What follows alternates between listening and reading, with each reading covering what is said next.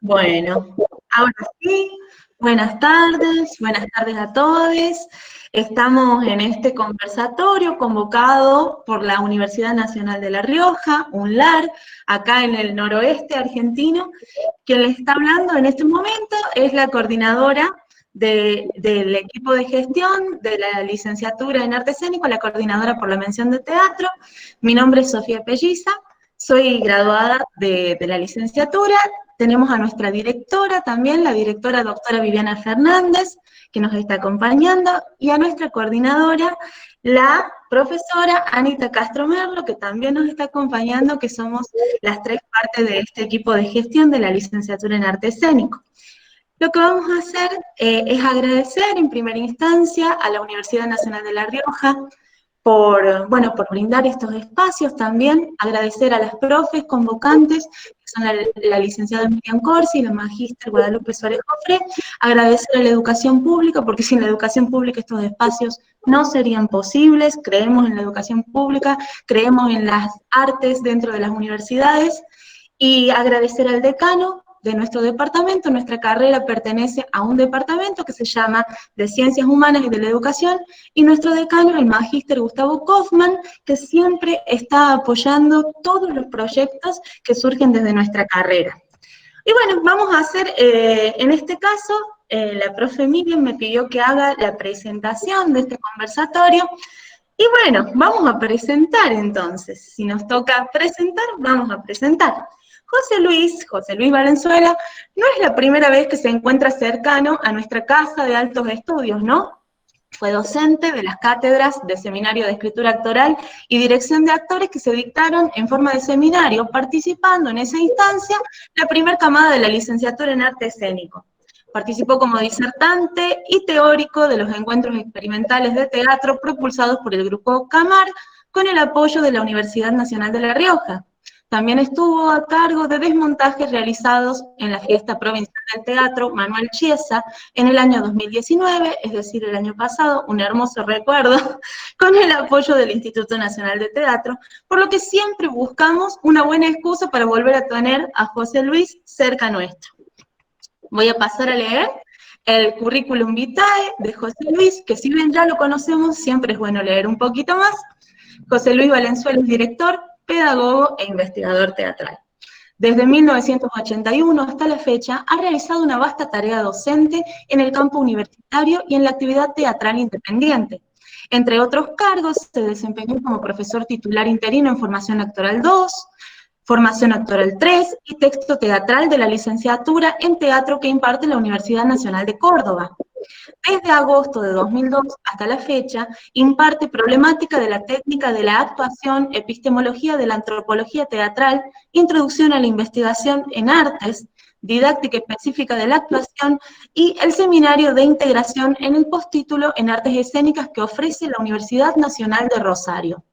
Desde 2013 hasta la fecha, dicta el seminario taller de dirección escénica y teorías teatrales en la maestría en artes escénicas que se imparte en la Universidad Nacional del Centro de la Provincia de Buenos Aires, Tandil.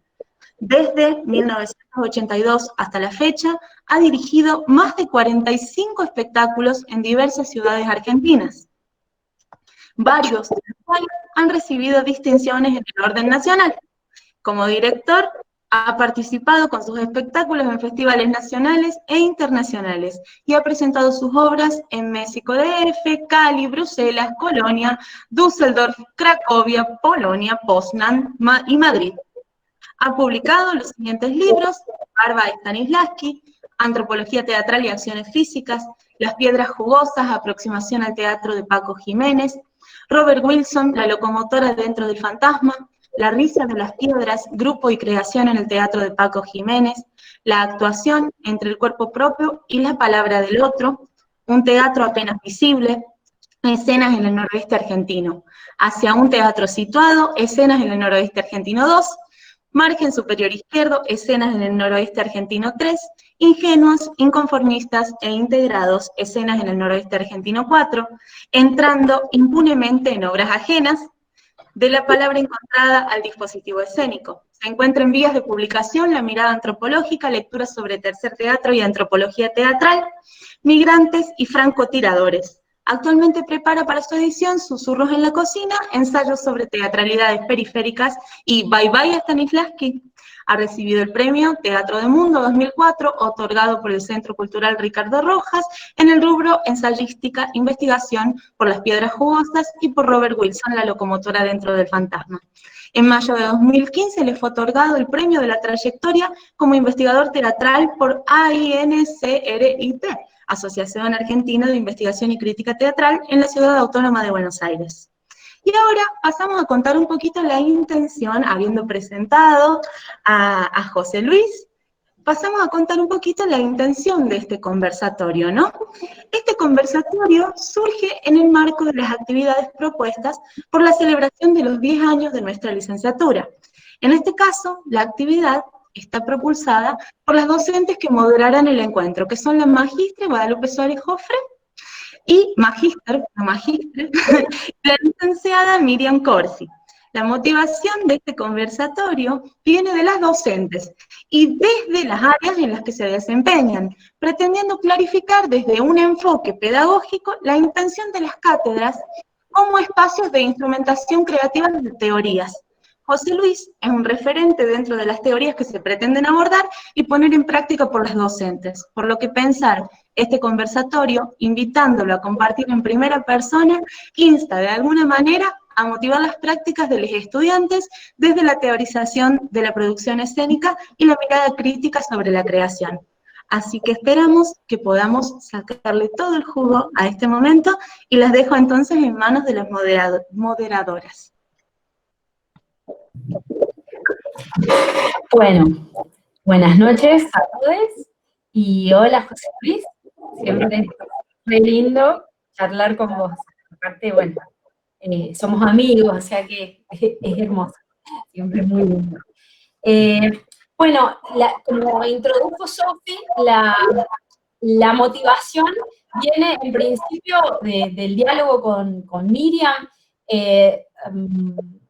contextualizar un poco, a ver, que vos contextualices, que vos nos brindes un apoyo teórico sobre lo que son las incumbencias teóricas en las cátedras, puntualmente el trabajo, textos tuyos, es actuación 3 y estética y poética del arte escénico. Desde actuación 3 puntualmente venimos desarrollando una línea, una búsqueda a partir de estas 3 poéticas actorales que vos presentás.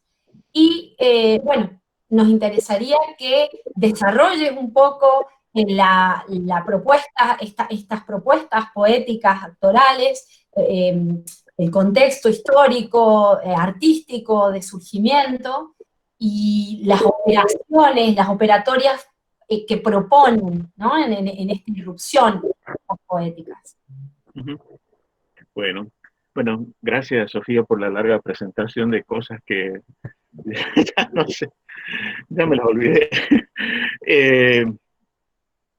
Bueno, el tema de las 3 poéticas fue para mí una especie de obsesión desde hace, no sé, casi 20 años, ya debe ser, cuando todavía estaba en Córdoba, y me preguntaba siempre qué pasaba con las maneras de llegar metodológicamente a un trabajo actoral que no fueran las del realismo, digamos, porque uno tenía con Stanislavski ya una sistematización y una serie de construcciones, digamos, bastante exhaustivas sobre qué hacer cuando uno pretende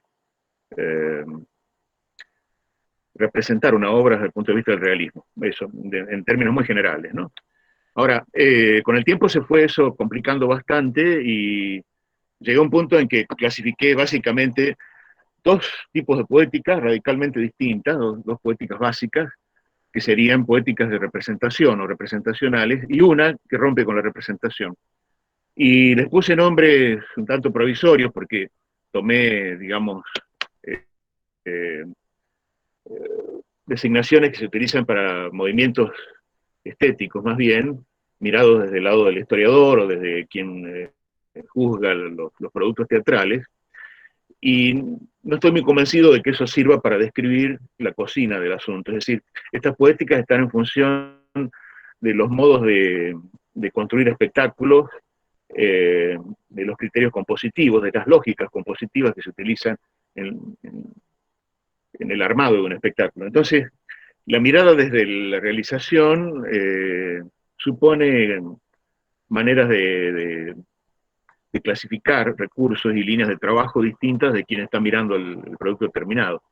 De todas maneras, son tres poéticas básicas, como quien dice, grandes paradigmas, de los cuales cualquier espectáculo va a ser siempre una mezcla.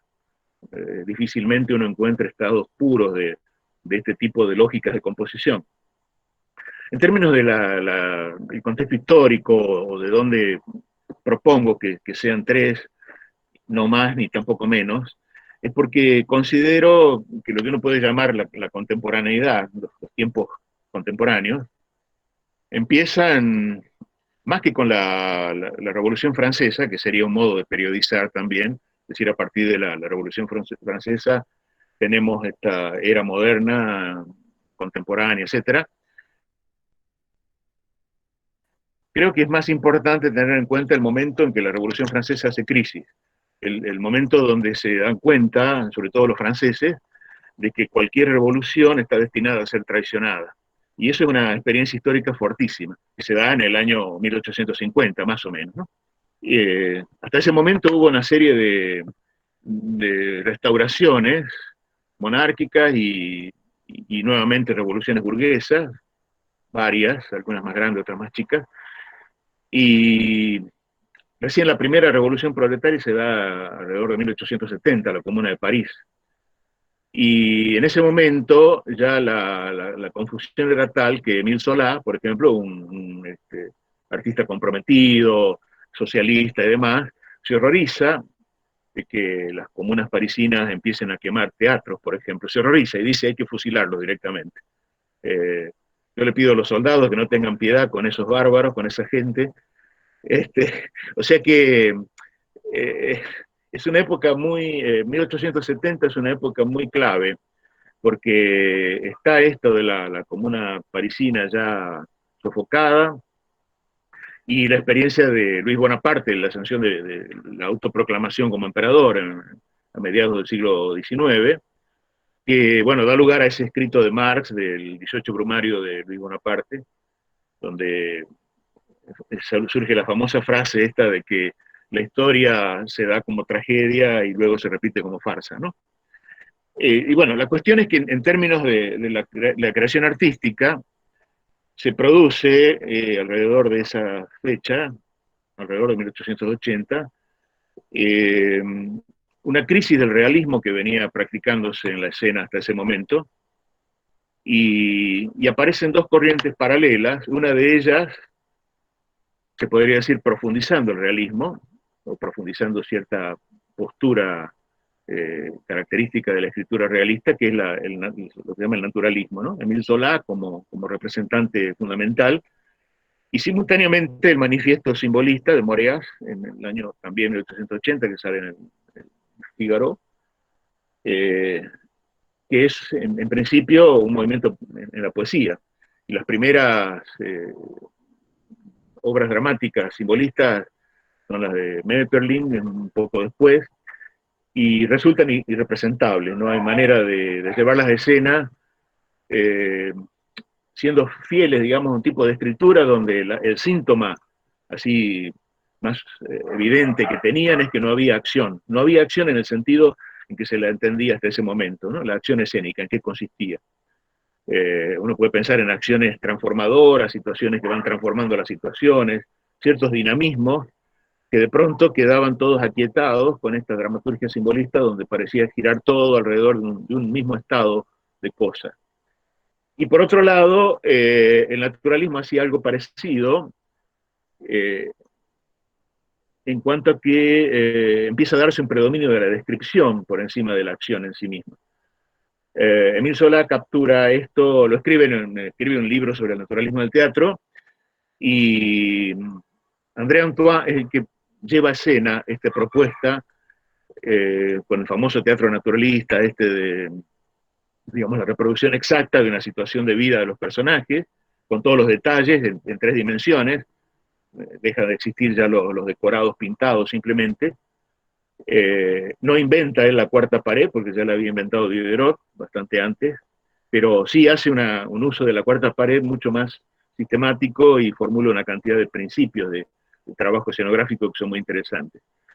Y él dice que el teatro naturalista es el equivalente de la descripción en la novela, o sea que son situaciones de remanso narrativo, donde suceden muy pocas cosas trascendentes, y lo que importa es esa pintura de situación extremadamente detallista, donde los personajes van apareciendo como productos de ya sea la herencia biológica o el medio en que viven, y las cosas que pueden surgir ahí, ¿no? Bueno, esto, para decirlo de manera muy esquemática quizá, supone una crisis del concepto de acción también en la representación escénica. Es decir, hasta ese momento, acá hay un ensayo de George Lukács muy interesante él escribió varias cosas sobre el realismo, pero constantemente él comparaba el realismo de la primera mitad del siglo XIX, Balzac como primer representante, así como sobresaliente, y el realismo posterior, que él ya criticaba como una especie de decadencia, que es justamente el realismo descriptivo. Porque lo que supone la descripción, el demorarse en la descripción, es una especie de pesimismo histórico, donde las cosas difícilmente puedan cambiar. Es decir, como que cada sujeto está sometido a 2 fatalidades, la de la herencia y la de la circunstancia en que le tocó nacer. Mientras que la acción, en el sentido en que se lo entendía hasta ese momento, hasta mediados del siglo XIX, estaba también impregnada por la concepción iluminista de la acción, por toda una serie de optimismos con respecto a la condición humana, a la idea de progreso. La Revolución Francesa agudiza eso, y obviamente la figura del héroe revolucionario es alguien que puede ser transformador de un estado de cosas, ¿no? Bueno, justamente al haberse traicionado tantas veces las revoluciones, desaparece este optimismo de que la acción sirva para algo. ¿Para qué sirve la acción? Finalmente vuelve sobre sí mismo. Dicho esto, dando un salto ya freudiano hacia el siglo XX casi, o principio del siglo XX, es como que la acción se vuelve pulsión. Es decir, vuelve sobre la misma persona, como decía Freud, ¿no? Uno de los destinos de la pulsión es convertirse en lo contrario, volver sobre la propia persona. O sea que era una desgracia. Es decir, hay un clima histórico muy potente esto, ¿no? Porque uno dirá, bueno, concernía a los franceses allá, pero eso impregna todo, porque fíjense que las revoluciones nuestras latinoamericanas son reproducciones de la Revolución Francesa. Está esa obra muy buena de Heiner Miller, no, bueno, ya me olvidé. La misión, me olvidé en este momento, no sé si es la vejez. Pero digamos que tiene que ver con la exportación de la revolución al Caribe y todo lo que va pasando ahí, ¿no? La Revolución Francesa. Es decir, que estas, eh,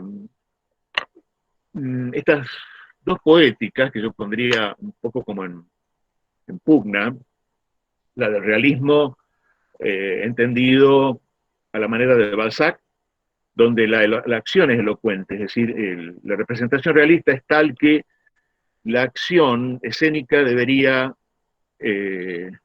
casi prescindir de cualquier didascalia, de cualquier explicación de circunstancias. El actuar mismo de los personajes me va pintando el territorio, el entorno, la zona. Es decir, hay una condición, diría, significante de la acción muy fuerte. Con el simbolismo esto desaparece sí, gracias Paula. Bien, era de Heiner Müller nomás. Lo que pasa es que yo me mezclaba, lo veía como más clásica la misión que las obras que escribe después Heiner. Decía que la propuesta simbolista empieza a tener otras características que, como comentaba recién, no se podían llevar a escena con los recursos actorales y sobre todo de puesta con los que se contaba en 1880. Esto hay que esperar hasta, bueno, hasta Meyerhold, más o menos, sobre todo después ya con la época de la Revolución Rusa, se ponen a punto una serie de estrategias de composición dentro del simbolismo que hacen justicia, empiezan a hacer justicia eh, eh, a esta aparente falta de acción de la dramaturgia simbolista. Esto como contexto histórico, muy a las apuradas, ¿no? Hay una tercera poética, que es la que se inaugura con el dadaísmo de Tristan Tzara, del cabaret Voltaire, fundamentalmente. Y esto va a tener vigencia hasta la actualidad. Las tres poéticas tienen vigencia hasta la actualidad, y están combinadas de incontables maneras, obviamente. Entonces, para dar quizá una precisión ya más de tipo formal, es decir, más allá de lo histórico, más allá de estos datos que son de tipo contextual, se podría decir, yo había empezado hablando de que hay una lógica más bien, una lógica compositiva, es decir, bajo cómo se da ese pensar escénico de tipo realista. Básicamente es está bajo la lógica de la metonimia. Uno podría hablar así en términos de el régimen significante del realismo es la metonimia. Esto no es tan fácil de describir en pocas palabras, y es una figura retórica que forma parte, digamos, de la clasificación que hizo Jacobson después de juntar, digamos, alrededor de 100 figuras retóricas que venían heredándose de la época de los griegos. Cuando la retórica empieza a volverse a poner en marcha después de la crisis que tiene a mediados del siglo XIX, ya en el siglo XX, Jacobson dice, bueno, en realidad hay dos clases de figuras que se podrían agrupar en metonimias y metáforas. Entonces, para hacer más o menos, para poder aplicar, digamos, esta idea de Jacobson a esto de las lógicas del realismo y del simbolismo, se diría que la lógica realista es una lógica sinegótica, está gobernada por la sinégoge, mientras que la del simbolismo es una lógica metafórica. Por eso es que se dice que las obras simbolistas son poéticas, entre comillas, ¿no? Es decir, están armadas como se construiría un poema o como una obra musical. Sobre todo la composición musical viene a ser después un modelo muy fuerte, muy importante para la composición simbolista. Yo temo, ¿cómo decirlo? Tener que decir una cantidad de cosas apretadas que no son fáciles de digerir, o que requeriría una explicación un poco más larga, y no quiero que se me vaya toda la reunión solamente en esto, porque pienso que hay varias preguntas y cositas más, ¿no? Por ahí a las que hay que darle curso. Para decirlo de una manera breve, la construcción realista tiene como clave de bóveda esa terna aristotélica que dice principio, medio y final. Entonces, el realismo va entregando de a poco una construcción, una sintaxis, en la que al comienzo hay una exposición de situaciones que están destinadas a interesar al espectador o al lector. Tienen que capturarlo, ¿no? Es lo que se suele llamar la exposición, que implica interesar de una manera muy empática al lector o al espectador en el mundo en que están viviendo los personajes. Generalmente es una situación de vida cotidiana o de, digamos, de cierta tranquilidad, una especie de estado de equilibrio, a partir de lo cual algo sucede que rompe ese estado de cosas, y entonces alguien decide restaurar el equilibrio destruido, el equilibrio que se rompe, que acaba de romperse. Bueno, estos son como puntos, momentos en la construcción aristotélica sobre todo leída por el neoclasicismo francés, ¿no? No es tanto la poética originaria, que además fue un libro totalmente parchado, reescrito, corregido, así que es muy difícil rastrear eh, cómo estaba escrito realmente al principio, porque ni siquiera eran apuntes de clase que tenía Aristóteles, eran los libros esotéricos, ¿no? No eran para publicar y demás. Así que bueno, más o menos de lo que se trata es que hay una primera parte de un cierto equilibrio que se rompe, un personaje empieza a buscar la manera de restaurarlo, y eso es la acción ya dirigida hacia un objetivo, hacia una meta, lo cual va a dar lugar a toda la parte central de esta terna, que es el vencer obstáculos, el ir derribando uno a uno los problemas que surjan para llegar a un tercer momento, tras haberse producido una especie de batalla final, de punto decisivo, de corte o de derrota o lo que sea, tras lo cual se puede decir si el héroe consiguió o no lo que quería. A todo esto, la secuencia narrativa se sostiene también en el suspenso, es decir, no vender lo que viene, no anunciarlo demasiado pronto, porque eso haría caer el interés, de tal manera que hay una tensión que se despliega a lo largo del tiempo disponible para el espectáculo, para el texto, y lo que va entregando es un saber progresivo, ¿no? El paso de una serie de enigmas a una comprensión cada vez mayor, de manera tal que cuando el espectador termina de ver una obra realista, dice, claro, era así, bueno, sí, por eso tal tipo hacía lo que hacía, por eso sucedían tales cosas. Es decir, logra reconstruir el mundo representado, el mundo en que vivían esos personajes, del cual solo puede apreciar una parte, porque el drama es una condensación de eso, una compresión de un mundo mucho mayor que debe ser descifrado, eh, imaginado, completado por la mente del espectador. Y mientras tanto se le va proveyendo de una emoción que es la del suspenso.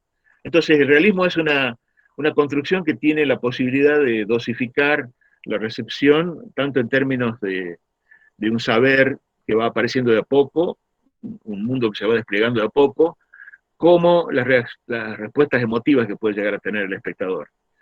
Entonces, la base es una terna que se completa, que se cierra, que hace un bucle con el final, con el principio, y entonces construye una especie de microuniverso, donde ya no importa si esa representación realista estuvo mostrándome la vida cotidiana, donde uno se mueve todos los días, o si es una realidad histórica muy arcaica, o si es un mito, o si es un cuento para niños, o si es una obra de títere.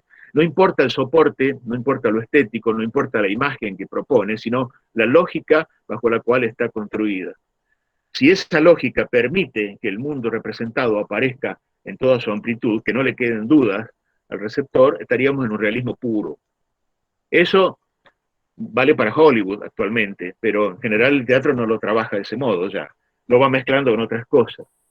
Entonces, en el caso del simbolismo también hay una terna, que es la que Meyerhold logra sintetizar, la terna biomecánica, observando cómo se produce el trabajo de los acróbatas circenses, que también tiene tres momentos de la intención, realización y reacción, dice él.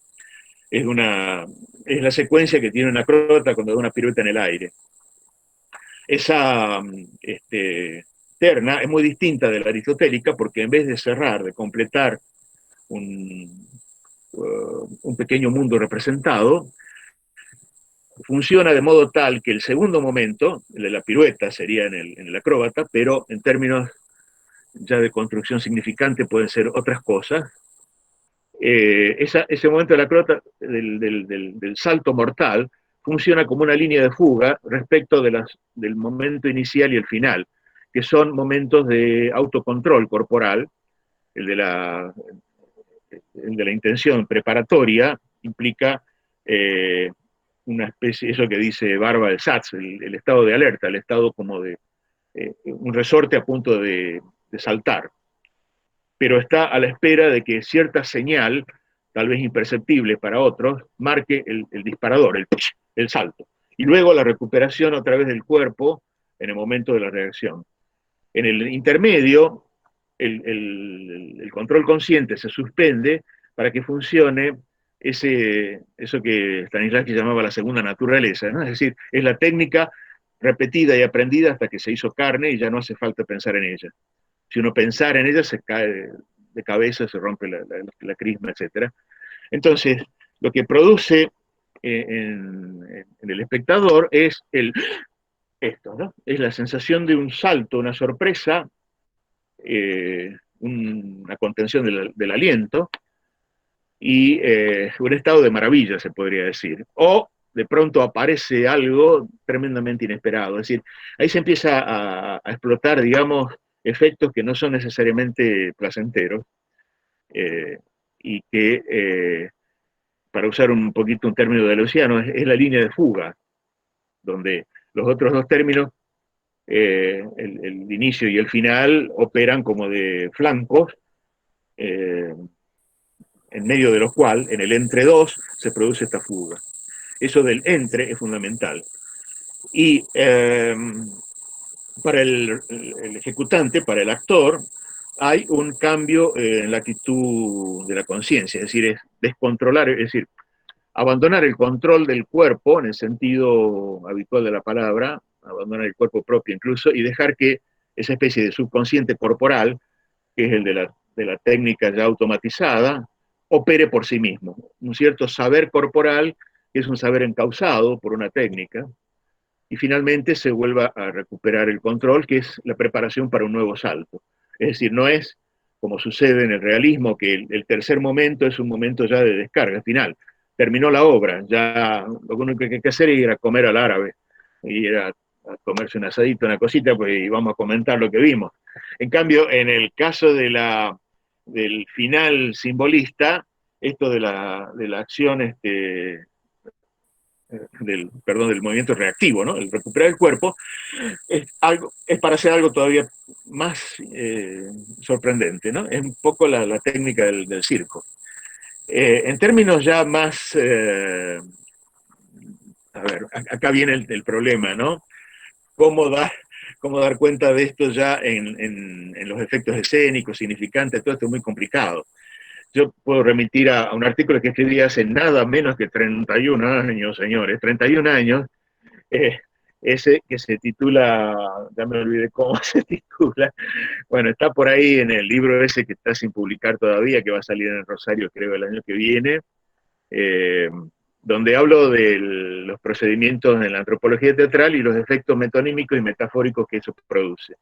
Porque básicamente esta idea de la terna biomecánica se puede demostrar que es exactamente el mecanismo de la metáfora.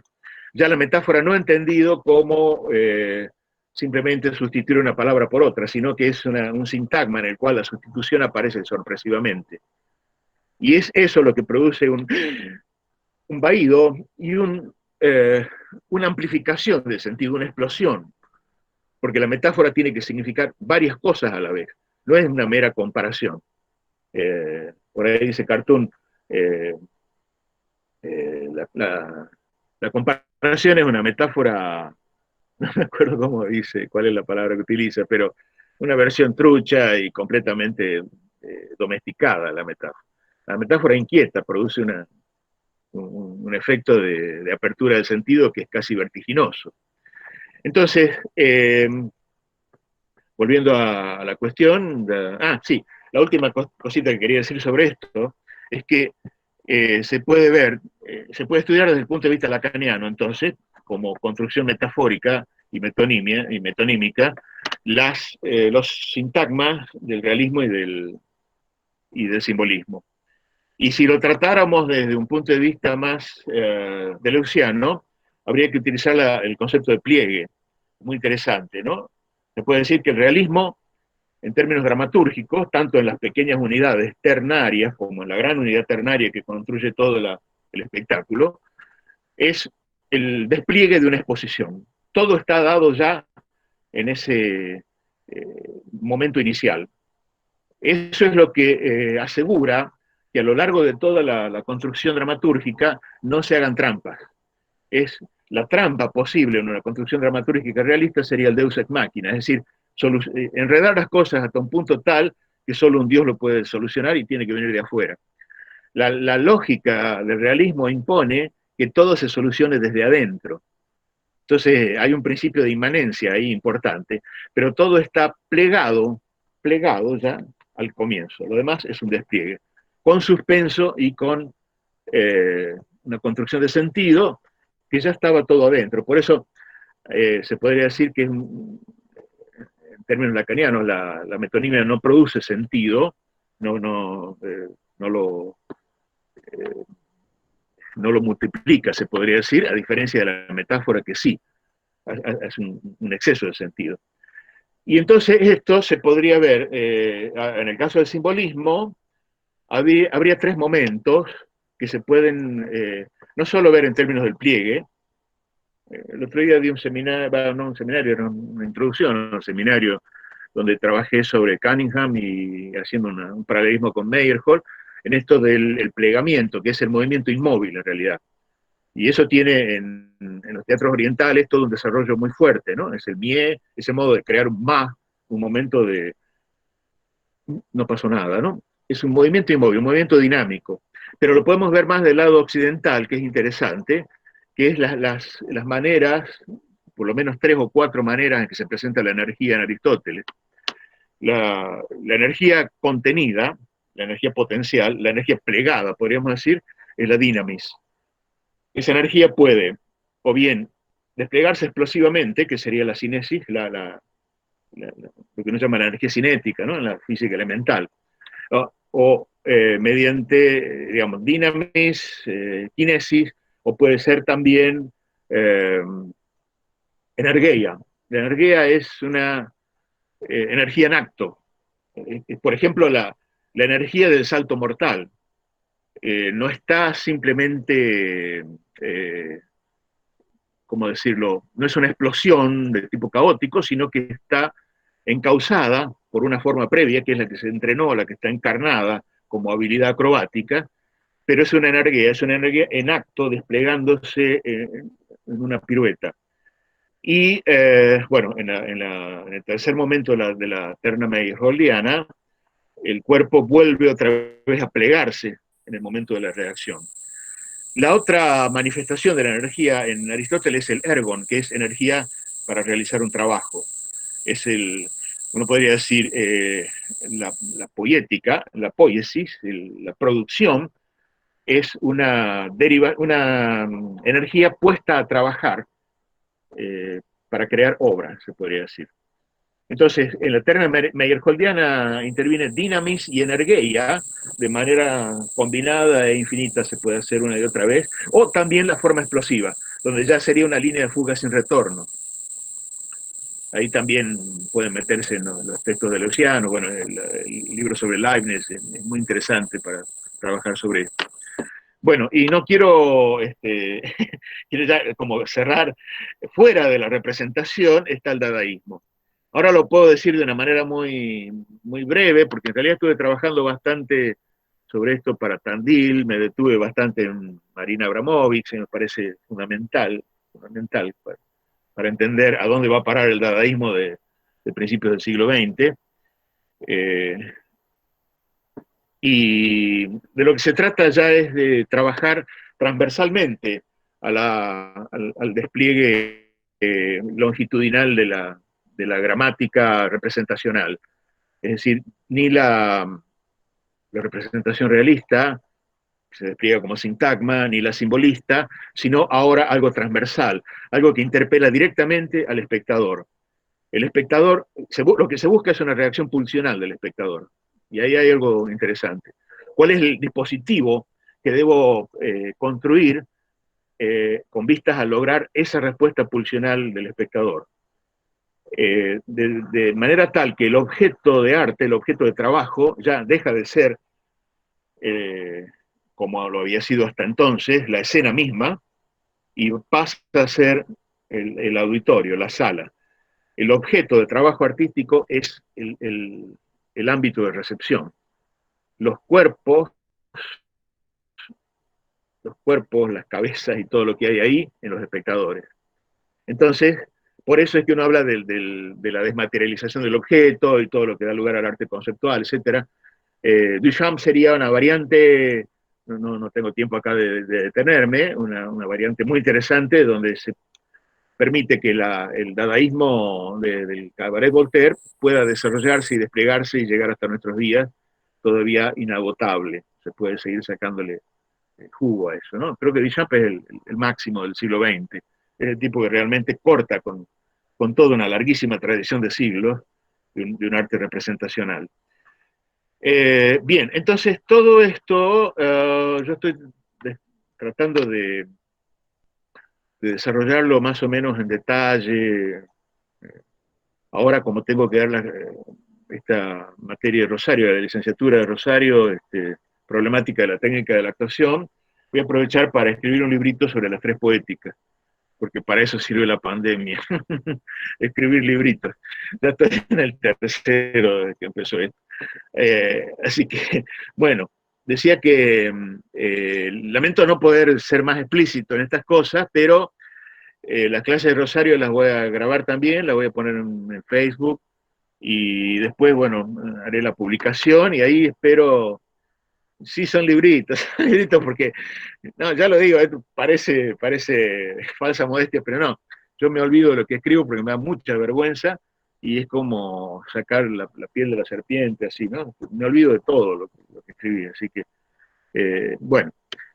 Espero, Guada, que haya sido más o menos respuesta. Sí, más o menos, un montón, un montón. Bueno, seguimos. Bueno, para completar la pregunta esa, la intención era, a ver, pensar qué operaciones ejecuta la danza que sean así, que podríamos relacionar con estas operaciones que nos estás nombrando en la actuación, sí. ¿no? A nivel también, de alguna manera, histórico. Sí, la danza tiene el mismo criterio, ¿no? Acá también hay una derivación histórica que se puede mencionar velozmente. Cuando hace crisis el realismo más clásico, el de la acción elocuente, podemos decir, Meyerhold es uno de los primeros que advierte la necesidad de tener un nuevo actor, de educar a un actor de una manera completamente distinta, porque el actor del realismo es demasiado carnal para lo que el simbolismo se propone, que es una especie de referencia metafísica, de ensoñación, intenta una desmaterialización bastante particular. Mallarmé decía, no se puede, ningún escenario teatral puede competir con la mente humana, así que lo mejor es leer la obra directamente. Básicamente lo que dice Meyerhold, primero piensa en estilizar el gesto, estilizar los movimientos, una estilización. Dicho sea de paso, no hace falta estilizar nada para pasar del realismo al simbolismo, por ejemplo, ¿no? Pero en esa época se pensaba que era, bueno, algo había que hacer. Y él decía que había que aprender de los bailarines, fundamentalmente, de las bailarinas, y de los titiriteros. Entonces, lo que va a producir esa construcción del nuevo actor, sobre todo en la época de Meyerhold, creo que es uno de los sistematizadores más importantes. Lo que le falta quizás es después el paso por el teatro oriental, que recién lo hace Barba de una manera más exhaustiva. Pero al hablar de los antecedentes o las vetas o las vías, yo estoy dibujando garabatos acá mientras hablo, ¿no? Él habla de entonces la marioneta y la danza como líneas constructivas. Después va a pensar también en el artista de circo, en el vodevil y en toda una cantidad de formas marginales del teatro. Ahora, es interesante la línea que uno puede trazar por el lado de la marioneta, remonta a von Kleist, al ensayo sobre la marioneta, sobre el que ustedes están trabajando. Es un ensayo que se publica en 1810, pero es anterior a eso, que es el antecedente directo de Gordon Craig, de la supermarioneta de Craig. que es otro de los realizadores o de los directores de escenas que logra concretar, materializar la poética simbolista, junto con Appiah, con la iluminación y todo aquello, ¿no? Y por el lado de la línea de la danza, el punto de arranque, donde abreva el simbolismo, es la línea que empieza con François Delsarte, después sigue con Rudolf von Laban, etcétera, etcétera. Bueno, toda la danza esta que a lo largo del siglo XX se desarrolla hasta puntos extremos, se podría decir, con la danza norteamericana, sobre todo, Merce Cunningham en especial. Pero, digamos, si uno tuviera que hacer una analogía con las poéticas realistas, simbolistas, dadaístas, etcétera, en la danza se tiene la danza clásica, la danza de los ballets, donde hay una narración muy como diría, ocupando una función central, ¿no? El relato que se va contando, la fábula, etcétera, que está siempre en consonancia con lo melódico y con toda la línea musical, con el ámbito escenográfico, los decorados de los que se hablaba en esa época. Es decir, tiene esta característica de la metonimia que es el refuerzo de códigos, podríamos decir. Todos están en función de producir un efecto unificado. Hay una convergencia. El régimen de la metonimia es el régimen de la deducción y de la inducción. Es un régimen de continuidad. En cambio, con la aparición del simbolismo, aparece la disonancia, la discordancia. Meyerhold es el primero que dice, bueno, de lo que se trata es decir el texto por un lado y la secuencia de acciones, los movimientos estilizados pueden ir completamente por otro. No es necesario hacer una coordinación explícita de eso ni ponerlos en armonía. Y de ahí surge, bueno, el principio del montaje de Einstein también, ¿no? Es justaposición y los efectos significantes se van dando casi por sí solos. Hipari hai, dicen los japoneses, es actuar en contrapunto también. Entonces, hay ¿cómo decirlo? Una correspondencia donde se puede llegar a complicar bastante esto, pero ya en la época de... estaba viendo el chat. Se puede complicar bastante, digo, pero Isadora Duncan, por ejemplo, ya independiza la danza de la narración y de la música. Ella dice que hay que danzar el ruido de la naturaleza, hay que danzar los vientos, hay que danzar el canto de los pájaros. Todo eso va a marcar una línea para el desarrollo de la danza norteamericana muy interesante, ¿no? En Cunningham va a llegar esto a un punto mucho más extremo. Cunningham ya es una mezcla de dadaísmo y simbolismo. Es discípulo de Martha Graham. Martha Graham sería algo así como el primer simbolismo, un tipo de simbolismo evocativo, donde la danza ya no está al servicio de una narración, sino más bien de una alegoría.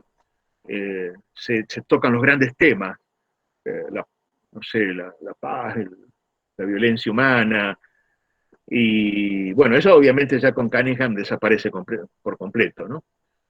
Bueno, también entonces está el régimen metafórico y el metonímico trabajando ya, sí, Pina Bausch también obviamente, ahí el dadaísmo también se cruza. Como decía recién, es muy difícil encontrar los estados puros de la poética. Siempre van a ser cruces en distintos grados. En el caso de Cantor está el dadaísmo, pero también hay una vuelta al simbolismo. Ya la época del teatro de la muerte, etc. Es decir, lo representacional y la ruptura de la representación se da de una manera combinada y compleja ya en la teatralidad contemporánea. Bueno, más o menos es un panorama así breve. No quiero cansar tampoco demasiado.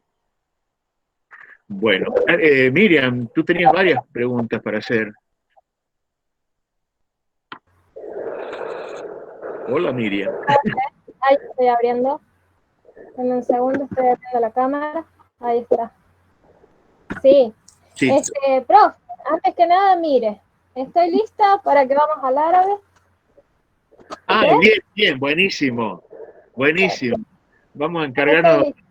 encargando 2 yaguarmas que vamos con hambre. Claro. Y bueno, yo voy con el vino así brindo por usted, ahí con mi compañero. Bien.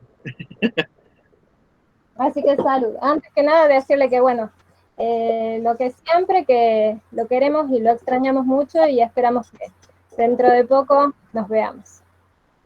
No, bueno, yo quería, porque me habías hecho una pregunta que me habías anotado. Sí, ahí se la repaso. ¿Bien? Bien. Si Bien. quieres, vamos a armar una sola con las 3. Bueno, perfecto. Si el tiempo Explicarle un poco a la gente que es un tema que venimos trabajando aquí hace tiempo con usted y que se relaciona justamente con esta idea de aprender o digamos empezar a aprender a hacer una devolución, una crítica, un desmontaje y la importancia que eso tiene para nuestra provincia, sobre todo para aquellos nuevos egresados que están saliendo de la universidad y cuya profesión puede llegar a ser una orientación justamente de la que la carrera puede brindar. Bien. Sí, esa es otra de las cositas que yo venía de hace años ya, de a poquito llenando como una especie de collage. Surgió básicamente de la constatación que ya me habías puesto en una de las preguntas, de que en los encuentros del INT, los encuentros nacionales, regionales, las fiestas, los festivales, la instancia de las devoluciones siempre termina siendo un malentendido, una batalla campal, una serie de reducciones, digamos, de la devolución a una crítica en términos valorativos. Y para mí esa era la principal preocupación, ¿no? Poder salirnos de la apreciación en términos de cosas logradas o no logradas, horizontalizar esa aproximación a los espectáculos, esto por un montón de motivos, por muchísimos, pero entre otros es porque creo en una federalización estricta del teatro y que no hay nada en las periferias, en las provincias y en los pequeños lugares que nos permita descalificar los trabajos. Ni siquiera aquello que se considera precario, hecho ingenuamente, no tiene nada que ver. Para mí el teatro es una fuerza, es una pulsión, no es una forma, ni es una consolidación provisoria de algo más o menos logrado. Eso tiene que ver con las estéticas, con la mirada, digamos, ya, hasta mercantil, es el mercado del arte quien insiste en eso, ¿no? Los centros de producción, bueno, todo eso. Es una cuestión que nos llevaría bastante, obviamente tiene toda una dimensión política, pero me parecía que más allá de clamar o de predicar esta horizontalidad y reivindicar esta dispersión de la teatralidad por todo el territorio nacional, era importante darle cuerpo a estas cosas. Y de todas maneras, yo lo que encuentro es que es muy difícil, casi imposible, formular una metodología en el sentido habitual de la palabra. Es decir, hay que hacer esto, lo otro, proceder de esta manera. Tiene mucho que ver, para mí es una recreación de lo que se muestra, de lo que se da.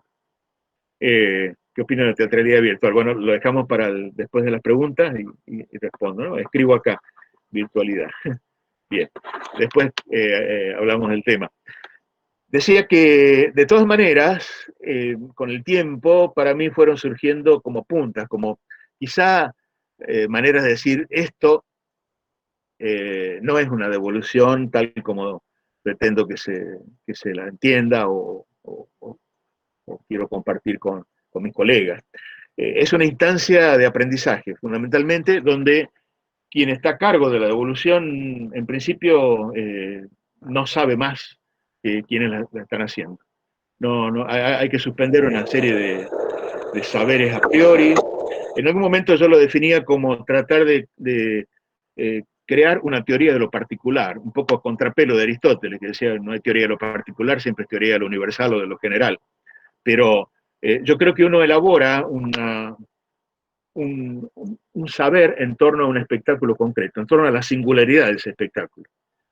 Y le voy a tirar algo así como pesadito, voy a tratar de ser lo menos oscuro posible, para ver si se entiende algo parecido, no sé si a una metodología, pero es esto. Se me ocurría, ayer cuando me habías mandado la pregunta, mezclé tres cosas y hice el siguiente cóctel. Mezclé el concepto de imagen cristal de Deleuze, de los estudios sobre cine 2, mezclé la teoría del rayo láser y la de los pliegues, la de Deleuze en Leibniz. Y más o menos me salió esto. Les cuento cómo es. Yo creo que la devolución funciona más. Mezclé Nietzsche también. La segunda consideración introspectiva, 1874. Con ese así, me sale más o menos esto. Miren cómo es la cuestión.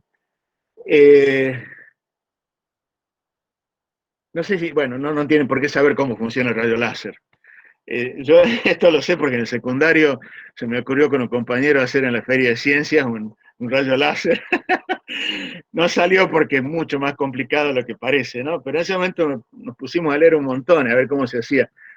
Recién en la década de 60 se empezó a desarrollar el rayo láser y es un cristal de rubí. Por acá viene el tema del cristal. Y está hecho de la siguiente manera. Fíjense que acá van a aparecer las relaciones interesantes. Láser es un acrónimo que significa Light Amplification by Stimulated, amplificación de la luz por emisión estimulada de radiación, quiere decir la palabra láser.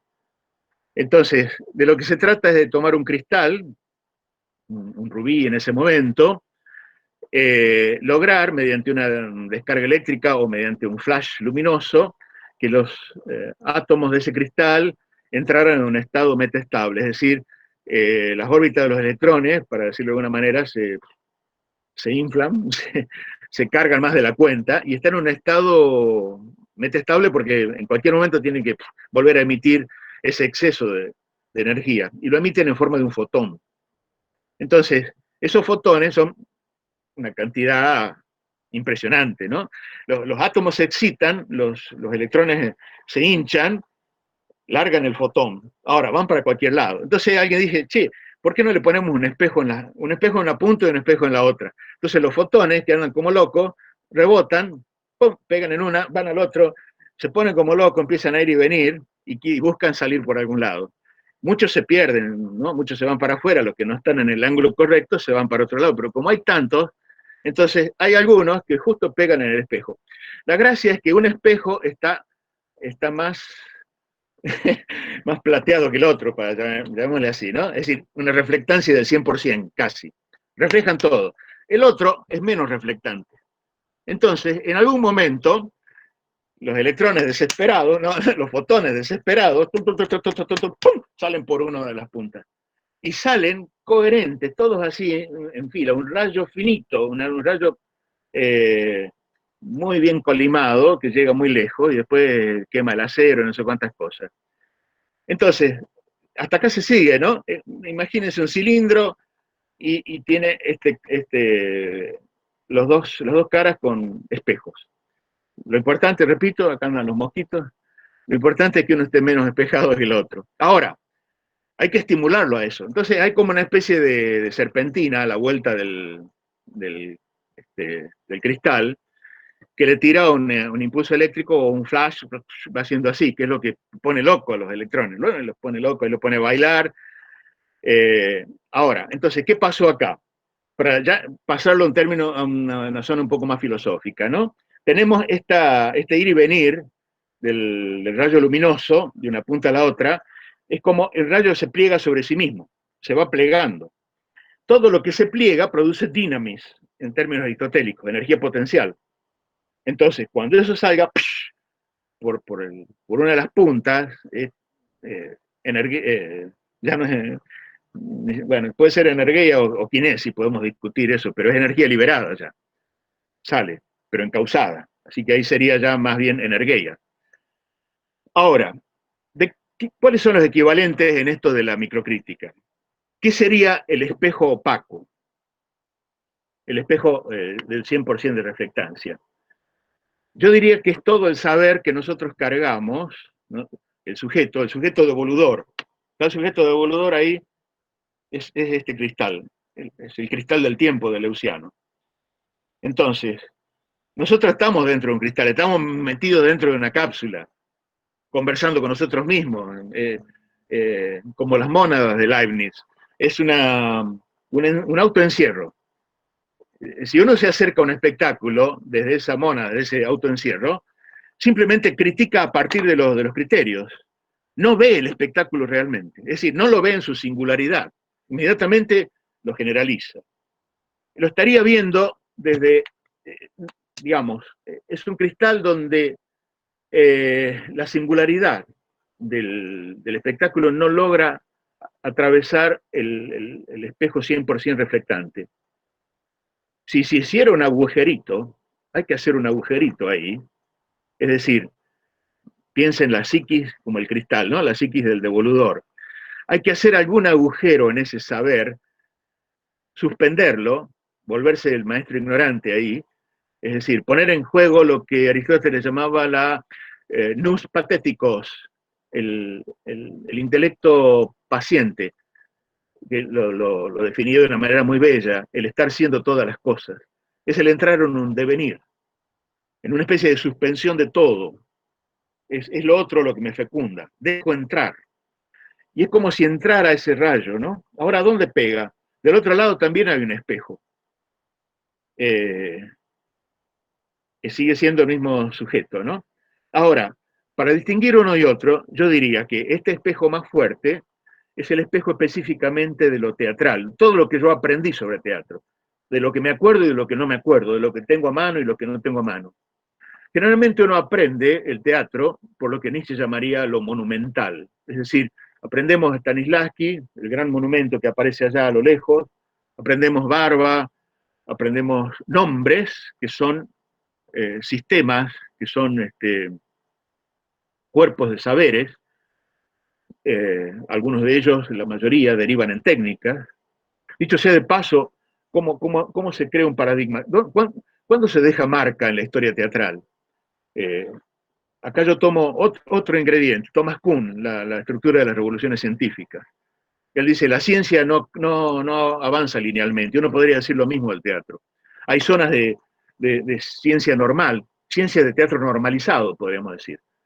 Y yo veo que hay básicamente tres tipos de funciones en esto de construir un paradigma teatral, un paradigma poético. Uno es el de los visionarios, Artaud podríamos decir, Artaud, un visionario de quizás dos paradigmas a la vez. El otro es de los sistematizadores, Meyerhold es uno de ellos, Barba es otro, el que sistematiza toda la poética del simbolismo. Y están los exploradores fronterizos, es decir, lo que llevan ese cuerpo de paradigma ya normalizado, donde lo que se trata es ir haciendo como, quien dice, casi comentarios al pie de página, y exploran las fronteras, donde puede uno caerse totalmente y no volver. Grotowski sería para mí el explorador de borde del simbolismo. Más que Barba. Barba lo que hace es sistematizar eso. Stanislavski explora el borde del realismo a la vez que lo sistematiza. Entonces hay figuras así que van constituyendo, esto es lo que dice Nietzsche, ¿no? La historia monumental de nuestra profesión, y que tiene también, obviamente, una digestión personal de esto. Cada uno la va a procesar a su manera y va construyendo su propio saber, su propia episteme personal para estar en el mundo del teatro. Ese sería para mí el espejo más opaco, porque nos dificulta poder ver estos brotes, estas cositas de nada, esto que pareciera ser una obra débil, frágil. Pero es la misma situación que nos surge cuando estamos en un ensayo. Todo esto yo lo aprendí de Paco Jiménez, que es un genio, el tipo que logró esto para mí de una manera brillante. Es decir, cómo rescato lo minusválido del teatro, lo que ha sido desahuciado, aquello que nadie aceptaría, como tipo Groucho Marx, no pertenecería a un club que sea capaz de aceptarme. Entonces, ¿cómo se mira para que eso, que tiene un germen, siempre lo tiene, pueda ser capaz de florecer en algo completamente inesperado y sorprendente. Entonces, la monumentalidad del saber teatral puede ser uno de los obstáculos, donde hay que tratar de horadar, de hacer un agujero. Ese saber teatral monumental obviamente nunca es algo que uno deba destruir, debe agujerearlo, debe ponerlo en devenir, hay una cantidad de maneras de expresarlo que a mí no me salen todas ahora en este momento, son múltiples. Pero ¿por qué estoy mezclando entonces Nietzsche con toda esta gente, ¿no? Porque del otro lado, el otro espejo, el menos reflectante, es, uno podría llamar el de la idiosincrasia un poco más personal, un poco, ya no es, Nietzsche decía la historia del relicario. El relicario hace historia a partir de lo que está en su entorno inmediato. Es el que reivindica el territorio, incluso en un sentido folclórico, ¿no? Para el relicario las cosas valen porque están muy próximas a él, porque son su terruño, son las cosas que hereda familiarmente. En Grotowski serían los antepasados también, ¿no? Esos antepasados que cantan a través de mi cuerpo, eso que él invita a buscar, a reconquistar en Eres el hijo de alguien, por ejemplo. Entonces, hay ahí algo de lo diría, profundamente personal, no solo lo actual, sino lo que viene de antes. Y es el otro polo, la otra cara de la cosa. Es el lugar por donde va a salir disparado el rayo después. El trazo, que yo llamo, ahí ella también se está metiendo Derrida para, como que no estaba invitado, ¿no? Y le seguimos mezclando nombres y porquerías. Así que todo esto es una ensalada bastante complicada y encima la quiero decir en pocos minutos. Pero, ¿cómo se da esta cuestión? Para mí, este agujero que entra por este costado, que dejo entrar y que va a hacer ese rebotar de un espejo a otro, cae ese cristal que es, llamémosle la mente, el cuerpo, lo que ustedes quieran del devoludor. Yo había dicho antes que estaba, en el caso del láser, está rodeado, así como por una especie de tubo fluorescente en serpentina, por un flash. Eso se llama bombeo en el láser. Es lo que excita, lo que te pone en estado metaestable. Yo no puedo ir a una devolución si no estoy en un estado casi de estreno, o como estoy ahora con ustedes. Es un estado de metaestabilidad, por eso uno se pone medio loco, medio así como descontrolado, ¿no? Y eso, ya ahora me paso a Lacan, es lo que se llama el significante amo. Es aquello que me pone a trabajar, me pone al trabajo de una manera ineludible, no puedo escapar. Generalmente yo no puedo escapar porque me pagan. Tengo que responder, tengo que poner la cara. En el caso de las devoluciones, el instituto dice, che, bueno, te traemos para que hagas las devoluciones.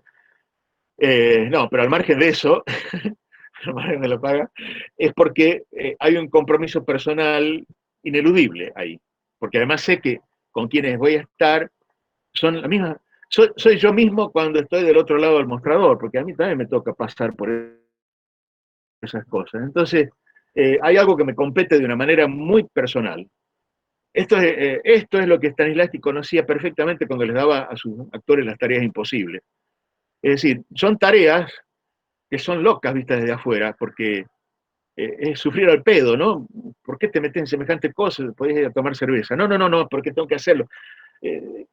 Como cuando uno hace la colimba, yo me acuerdo que hacía la colimba, nos robaban un tenedor, ¡ay, qué desesperación! Cuando lo contabas afuera, decías, ¡ay, hoy me robaron el tenedor, que lo parió!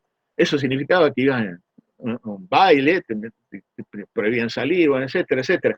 Entonces uno entra en un pequeño mundo a raíz de del bombeo del láser, y uno no puede salir. Entonces esto obliga a que se forme una dinamis tremenda, el pliegue. Y de ahí es donde sale finalmente eso que... Ahora, ¿qué es el pliegue en la práctica también? Para mí es el tiempo que transcurre entre el momento que yo veo la obra, donde no estoy pensando en absolutamente nada, no pienso, y hasta me produce cierta angustia, porque sé que al día siguiente me voy a tener que levantar muy temprano para pensar algo. Y y confío en que el sueño hace su trabajo. Mientras duermo, algo pasa ahí. Es como si estuviese el rayo como loco yendo y viniendo. Uno duerme mal, como cuando tengo que dar clases también. Por ahí tengo, en la época de la presencialidad, daba clases siempre temprano, por ahí en Tandil, y bueno, y uno dormía mal, qué sé yo. Hay un trabajo que se hace a espaldas de uno, que lo pone ya en ciertas condiciones que en el momento de afrontar la situación de la devolución, va a salir ese rayo colimado por algún lado, que es un principio con el cual uno va a dialogar. Entonces ahí también se va a dar quizá ese mismo rebotar de los cristales, del cristal adentro, ya en el diálogo. Por eso la devolución está destinado a la oralidad fundamentalmente, no a la escritura. Es fuertemente oral eso. Y en esa oralidad hay un juego, una dialéctica que es bastante imprevisible y siempre va a ser incompleta. Nunca va a ser exhaustiva, es simplemente tirar una punta, un trazo, una punta y ver hasta dónde nos lleva eso. Iba a decir algo de la... sí, bueno, ¿por qué lo del cristal del tiempo? Porque dice Deleuze que la relación entre lo virtual y lo actual, que es como una relación de mutua especularidad, es el circuito más apretado, más pequeño de cualquier relación posible entre opuestos, entre oposiciones, ¿no? Lo imaginario, lo real y cositas así. Pero en este caso es un pasado y un presente que está todo el tiempo volviendo a crear el pasado, lo crea constantemente. Y ese presente, por otro lado, es imposible de captar, es evanescente absolutamente. Apenas lo percibimos, ya no está, ya no es. Entonces son dos devenires puros, tanto pasado como presente, y eso permite que se entrecrucen. De eso se trata, entonces, de convertir estos espejos, estos dos espejos de los láseres, ¿no? Tanto la monumentalidad, ponerla en estado de devenir, como la relicariedad, también ponerla en ese estado. Y entonces, bueno, lo que va a surgir es esto que uno describe de una manera mucho más fenomenológica, mucho más intuitiva, como esa relación de asistencia de parto o esa relación profundamente empática con la obra ajena. Como ven, es tremendamente complejo y quizá también sumamente simple. Como todas estas cosas, tiene que ver con también la respuesta a la tercera pregunta que me habías hecho, Miriam, sobre si uno puede trabajar sobre los restos. Sí, a condición de ponerlos en este estado de creación permanente, ¿no? Sí, el desaprender, sí, pero es un estado, por algo, a ver, por algo los dadaístas ya de los 60, toda la herencia dadaísta que se va dando en la vanguardia de los 60, sobre todo en Estados Unidos, y vuelvo a pensar en Cunningham, se dedican al budismo zen. La pareja Cage y Cunningham fue una pareja de vida y de creación, y bueno, Cage sobre todo era muy, muy budista, trabaja con el I Ching además y todas estas cosas, porque de lo que se trata es de lograr un estado, la meditación y todo aquello se usa como técnica, como práctica, en el budismo zen, por ejemplo, perder la mente o perder la cabeza y todo aquello. Pero bueno, no necesita ser tan extremo, son como ciertas fronteras o ciertos horizontes que uno puede ir advirtiendo en estas construcciones muy precarias que uno va armando para acercarse a la obra ajena. Bien, no sé, más o menos es eso. No sé si aclaré o oscurecí más, Miriam, lo lamento, pero estas cosas las vamos a seguir conversando. Me consuela un poco. Sí, yo creo que se aclara y se oscurece, pero en la medida en la que se vuelve a aclarar. Así que bien. Profe, algo que le quisiera pedir personalmente, usted, sobre todo porque para nosotros es muy importante la mirada que usted tiene sobre la sombra del saber hegemónico y centralista que se cierne sobre nuestras provincias. Me gustaría, si es que puede, darle unas palabras justamente para aquellos estudiantes que sobre este tema, digamos, pueden lanzarse de algún modo a este trabajo de la devolución, del desmontaje, de la crítica.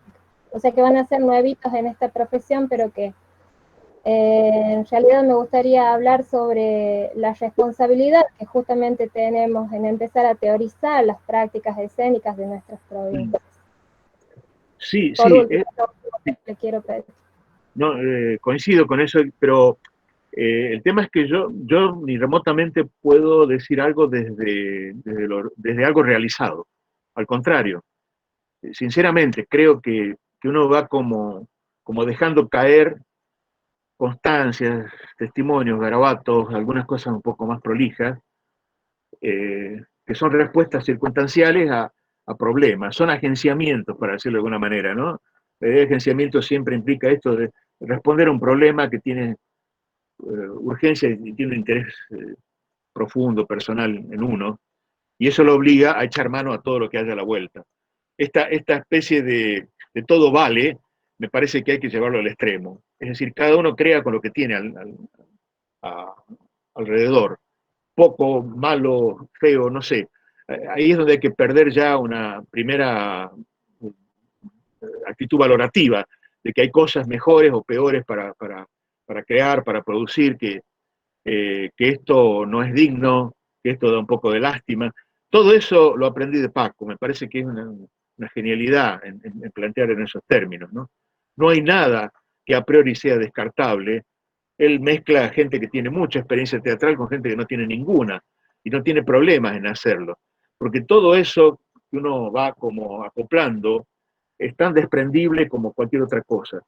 Lo que importa es esa, nuevamente digo, la pulsión, hay una urgencia, es el bombeo ese de la cinta del láser, algo que nos está urgiendo. Entonces, creo que esa pasión, quieran, llámenle como prefieran, es algo que uno no puede transmitir. Está o no está, o sale o no sale, porque cada uno lo va a, cada uno lo piensa de sus propias urgencias. Entonces, lo importante es promover, yo diría, esa actitud agenciante y esa actitud también de un nus poéticos, o sea, una inteligencia constructiva, que todo el tiempo está intrincada con un nus patéticos, es decir, con una inteligencia pasiva. El ser todas las cosas y poder construir todas las cosas, es lo que decía Aristóteles como características de estas inteligencias de las cuales disponemos. Lo que pasa es que están opacadas, digamos, están bloqueadas, están inhibidas, están imposibilitadas por miles, cientos de miles de prejuicios. Por eso la vía negativa de Grotowski, ¿no? Se trata de despejar, de desprender, no de sumar cosas. Y si uno la suma de una manera, no sé, las tira a cierta bodega y ahí harán ellas lo que quieran. Pero, digamos, esto implica también una manera de formular la teoría. Justamente el seminario que estuve dando en Tandil, para mí era un intento de dar una respuesta de qué es una teoría escénica o qué cosas se puede pensar como teoría. Y de hecho los modelos que tenemos en los saberes a la vuelta no nos sirven de mucho. Y por eso me detuve en cómo está por ejemplo, construido la paradoja sobre el comediante de Diderot. No se llama paradoja de él, sino sobre el comediante, porque el diálogo ese con que se va construyendo la paradoja es un diálogo que llega a un punto muerto. Y pareciera que al principio Diderot ya tiene una postura tomada, pero lo escribe de modo tal que llega a un punto ciego donde tiene que darle la razón al contrincante y no se sabe para dónde agarrar. Es decir, instala un punto de fuga que para mí es decisivo y hace que ese libro sea perdurable, que podamos volver a leerlo una y otra vez. Es decir, todos los grandes momentos de la teoría teatral, que fueron producidos en su mayoría por pensadores que tenían alguna práctica, algún interés práctico también, ¿no? Diderot, si bien un filósofo enciclopedista y todo lo demás, era dramaturgo y le interesaba fundar una poética de un realismo cotidiano, etcétera, etcétera. En ese sentido era un visionario a la vez, trabajó el tema del gesto, por ejemplo, de una manera impresionante, ahí está muy mezclado con la teoría esta del instante preñante de Lessing, todo aquello. Y fui yo tomando varios autores de la teoría teatral para ver cómo de lo que se trata es de trabajar desde lo paradójico, desde, casi se podría decir, desde la multiplicidad de discursos, donde uno no los sintetiza a propósito, porque sintetizarlo sería dar una falsa respuesta. Yo insisto siempre con mis alumnos, mis alumnos circunstanciales, si lo entendieron, seguro que es falso. Si lo entendieron, es una pelotudez. Nada de lo real se entiende. Entonces, lo que nos obliga nos quema los libros. Es un quemar constantemente cualquier certeza, una y otra vez. Entonces, hay ahí una actitud bastante más que meramente intelectual, ¿no? Para mí, una de las cosas que vi últimamente que me encantó es una... hola, Natalia. Lo que me encantó es un texto teórico que escribe John Cage en el año 57, si mal no recuerdo, que es una partitura. Está escrito como partitura y es un poema desplegado en 2 páginas. Se llama 2 páginas y 122 palabras para definir el silencio, una cosa así. Una cosa así, ¿no? Es bellísimo. Entonces, ¿cómo se hace teoría artísticamente? Es decir, no ya simulando que uno es un artista. ¿Cómo darle verdaderamente, eso que decía Badiou, el lugar al teatro de un pensamiento autónomo, que no tiene deudas con otros tipos de pensamiento? Y esto en Tandil surge bastante porque siempre se discute, a veces se cierra la discusión provisoriamente sobre si un posgrado para terminar la tesis final debe rendirse con un trabajo escrito y que haya un trabajo práctico paralelo, complementario, pero ¿por qué no directamente con una obra? ¿Por qué no el título de maestría o el doctorado en arte es una obra y no un tratado, un bodoque, ¿no? Es decir, ahí pesa muchísimo la academia y sus sistemas de validación, pero la obra artística es un pensamiento en acto, material, se podría decir, o desmaterializado, como quiera. Entonces el trabajo es interminable y lo único que uno puede a veces es intuir ciertas cosas. Además está todo el contexto político, es decir, cuál es la visibilidad que tiene todo esto. Por suerte hay sí, la obra artística es la tesis, o debería serlo. Entonces, bueno, digo, la visibilidad de estas cosas ya es un problema de política cultural, de centralismo, de lugares periféricos, donde ya se mezclan otras cosas, ¿no? Todo más allá de la discusión, digamos, técnica y de lo que hacemos todos los días. Estamos atados a un estado de cosas políticas, digamos, el neoliberalismo barre completamente con esto. No tiene para nada contemplación con eso que Benjamin decía, la historia de las derrotas, de los fracasados. No hay lugar para un fracasado en un contexto como el que se viene. Un liberalismo que ya es abiertamente fascista, para colmo. Entonces, la cosa es dura y uno no puede pronosticar ni augurar el éxito de los esfuerzos, ni mucho menos, ¿no? Es una cosa que de muchos niveles, complejos, uno trata desde el pequeño lugar que tiene para trabajar,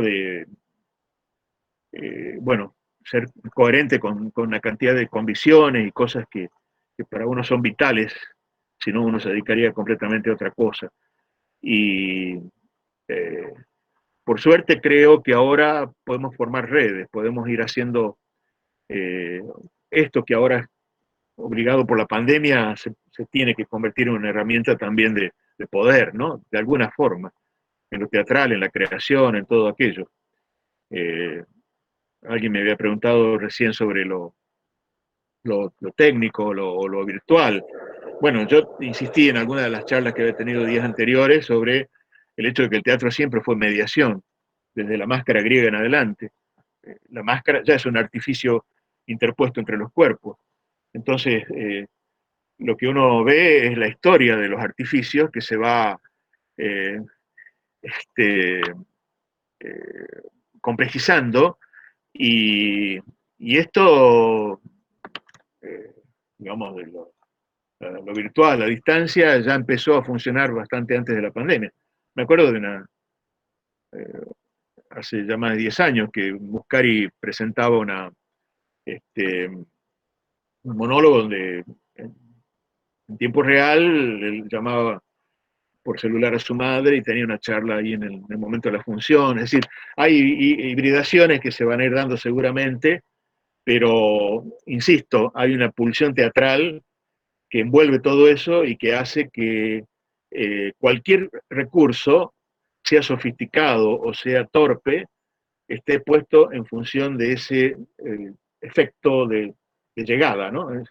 Porque pasar la enorme laguna, el agujero que hay entre los cuerpos, porque el sentido común nos dice que estamos todos juntos, reunidos, etcétera, etcétera. Pero hay un abismo que cruzar. El teatro intenta cruzarlo. Hoy estaba viendo el video que hizo Paco para el INT y me encantó una de las últimas frases con las que concluye, que es porque él se había interesado tanto por Pasolini, porque había visto una película, un diálogo en el cual uno de los personajes decía: dormimos juntos, pero soñamos totalmente distintos. Entonces, como somos soñadores, como somos cuerpos soñantes, son pura divergencia. Y toda la poética de Paco parte del desencuentro, ¿no? Del que cada uno está aislado, y son aislamientos verdaderamente jodidos. Solo imaginariamente los transponemos, los superamos, pero es eso de lo que estamos constituidos.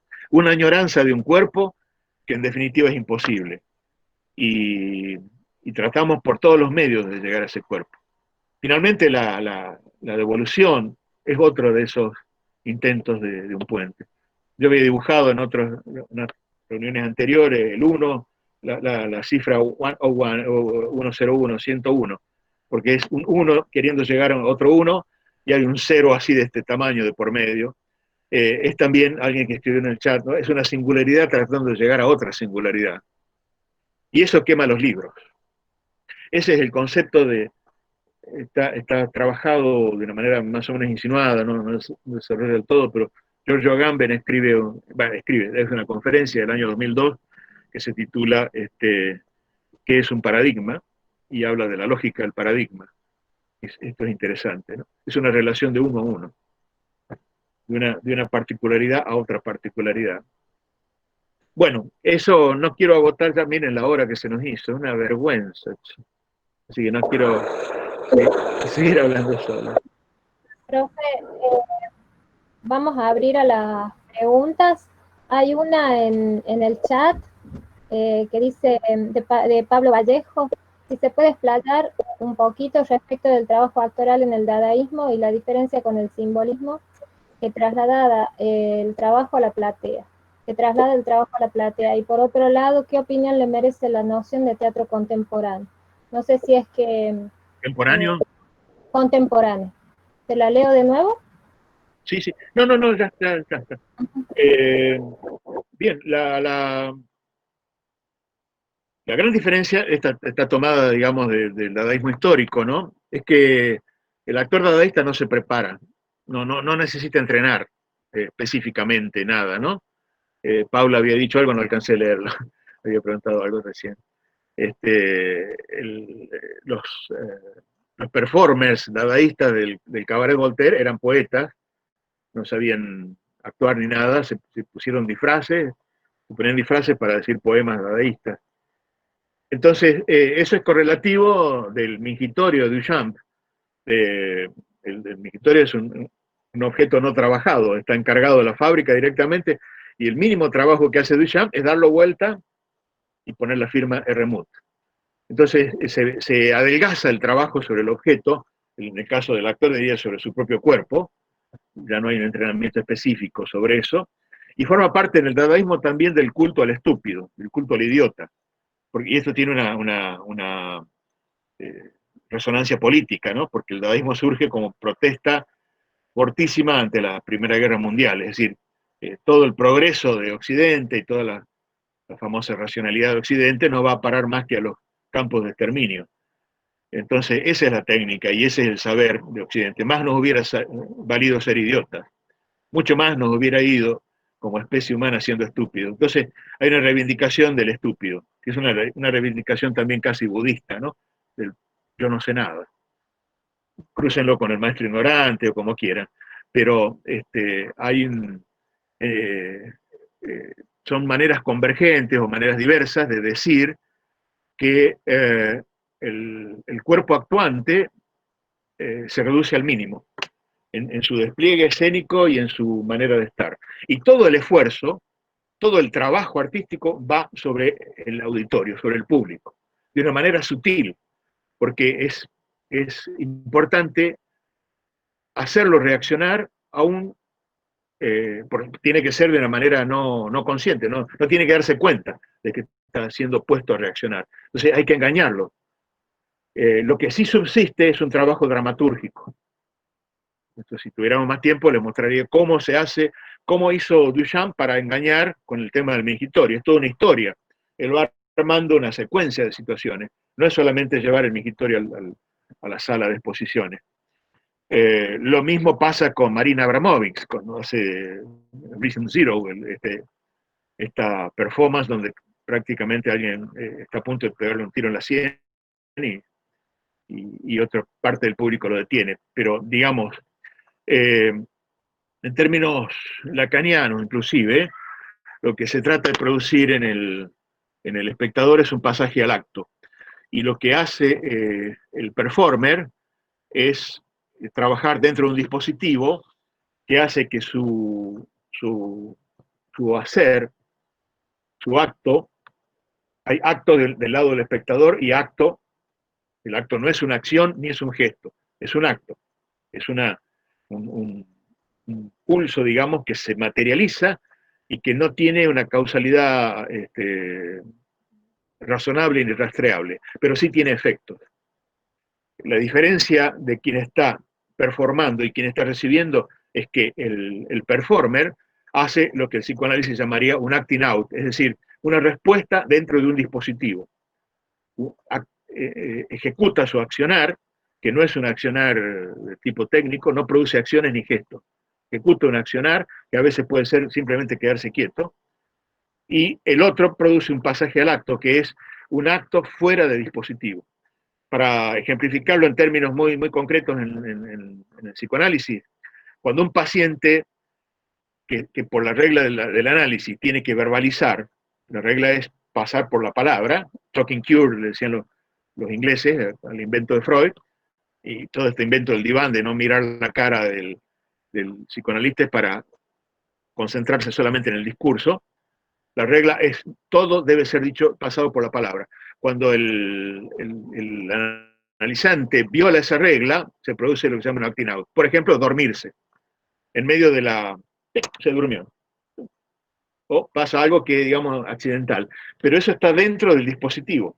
Es decir, es un mensaje lanzado a la sordera del analista dentro del dispositivo escénico. En cambio, si el mismo paciente sale a la calle, reconoce el auto del psicoanalista y con un palo le revienta la luneta, eso es un pasaje al acto. Ya no está dentro del dispositivo. Esa es la asimetría que se produce entre escena y respuesta del público en la performance, diríamos, en la versión pura del dadaísmo.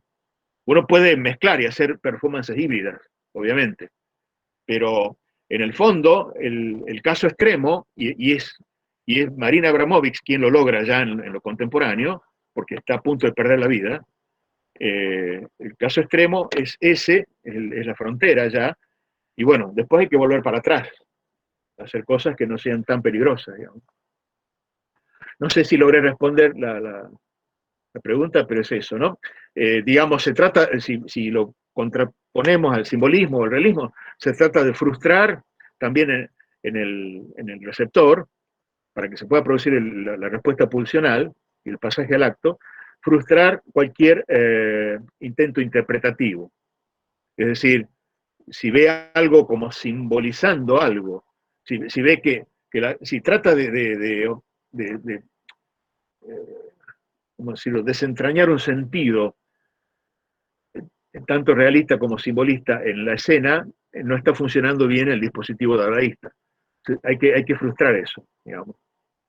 Pero eso si estuviéramos en el caso del estado puro. Uno puede, como parte del engaño, quien observa a quién, sí, versus espectadores, están unidos por la simetría del acto, pero por la asimetría del dispositivo están separados.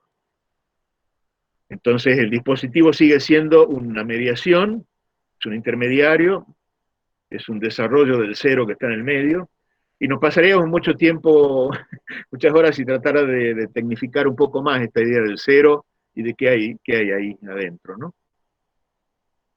Para quienes estén formados o más o menos enterados del psicoanálisis, hay un objeto A.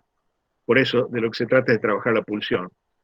No es fácil esto resumirlo en pocas palabras, porque hay que hacer un seminario, por lo menos, de cada cosa, ¿no? Lamentablemente, digamos. Si no, queda todo medio embrollado. Bueno. Bien, José, vamos a abrir los micrófonos para hacer las consultas que deseen, para hacer los comentarios que quieran. Nosotras nos quedamos calladitas.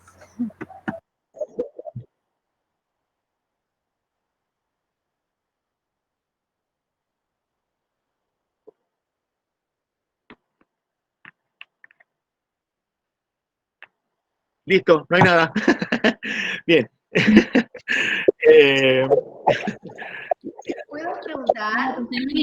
Una pregunta. Dale, Natalia. Hola.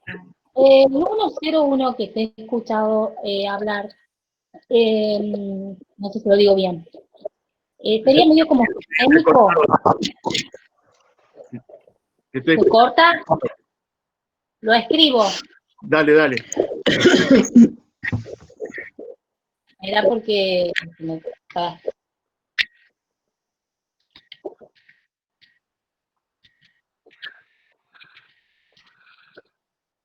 Ay.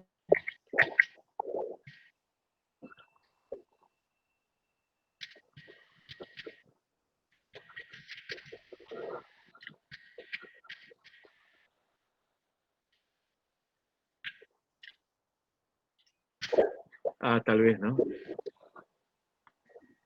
Cero, sistémico, 0.1. ¿En qué sentido sistémico?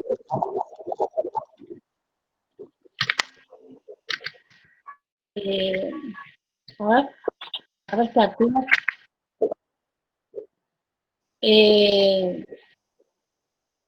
Lo escribo.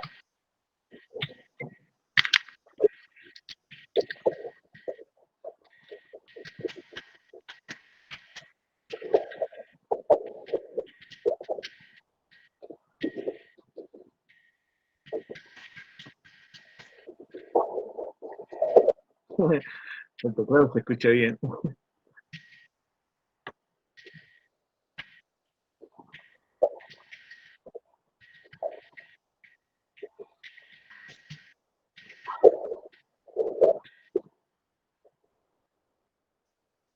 Sin la convención del público.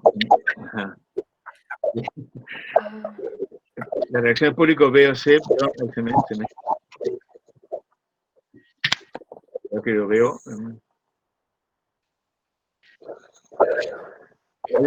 No, ahí tengo activado el micrófono, pero no sé. Esto sí, lo podría decir, volviendo a la frase de Pasolini que había citado Paco, creo que me parece muy claro. Dormimos juntos, soñamos muy distintos. Es esto, es el abismo, la diferencia que se abre entre lo que parece estar hecho el uno para el otro, entre la complementariedad aparente de un encuentro. El espectador es complemento del actor, y viceversa.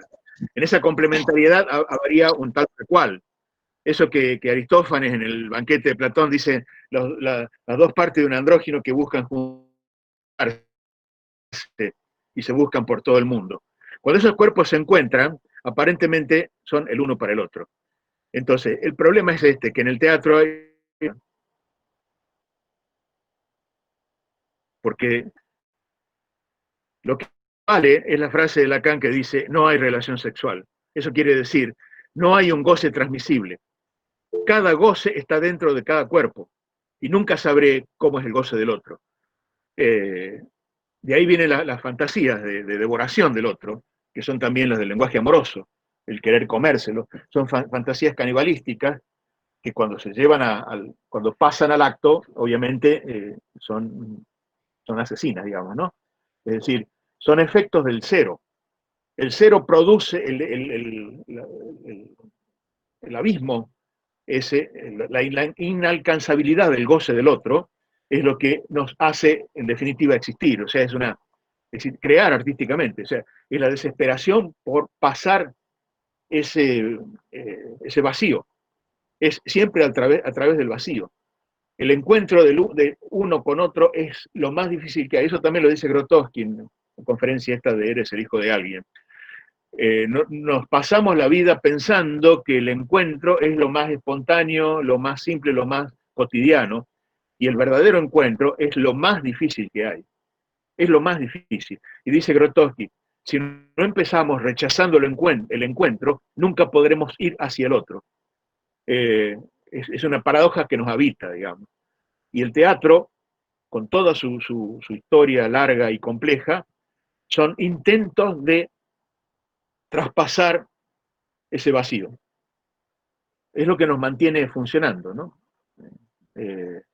Entonces, quizá la palabra sería sistemático en el sentido de que es inevitable, está funcionando todo el tiempo. Y uno lo puede constatar en las relaciones de parejas, familiares, todas las que uno quiera, ¿no? Hay una imposibilidad del otro que se resuelve como uno puede. Cada uno lo hace como puede. Y cada uno se las arregla, digamos, con su propia manera. Y creo que el teatro es esencialmente eso, si la palabra esencial tiene algún sentido, no en cuanto a su forma, sino a esto de lo pulsional, ¿no? Ir hacia el otro. Y en ese ir hacia el otro me realizo. Se realiza. Eso es la trayectoria de la pulsión.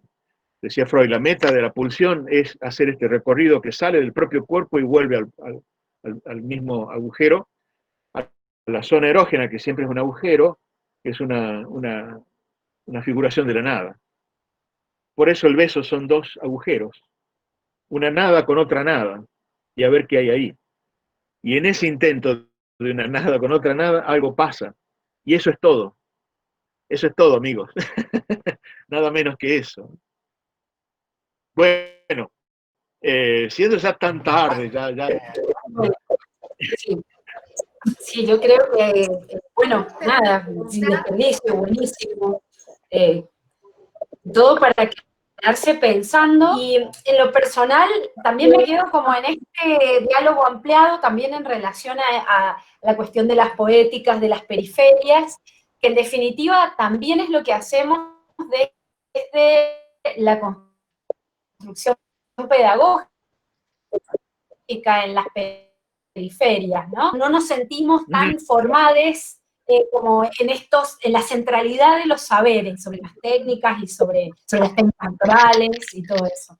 Y me quedo pensando en que, en definitiva, lo que hacemos, lo que hago, y que justamente, no sé, me sirve toda tus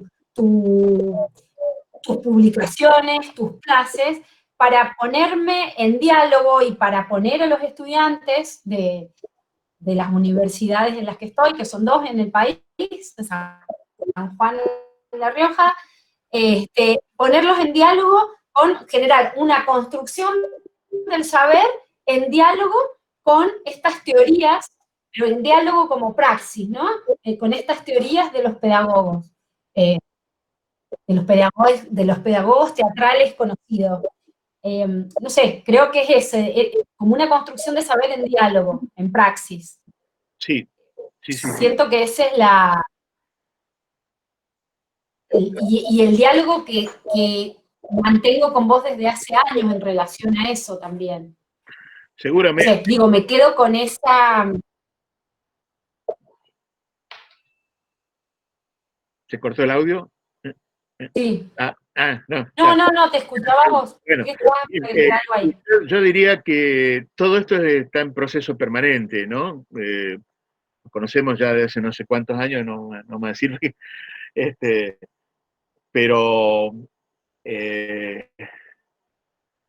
yo la esperanza que tengo es que cuando vuelva la posibilidad de viajar y todo eso, podamos sostener estas redes que se fueron creando por la emergencia, y es importante ir creando nodos de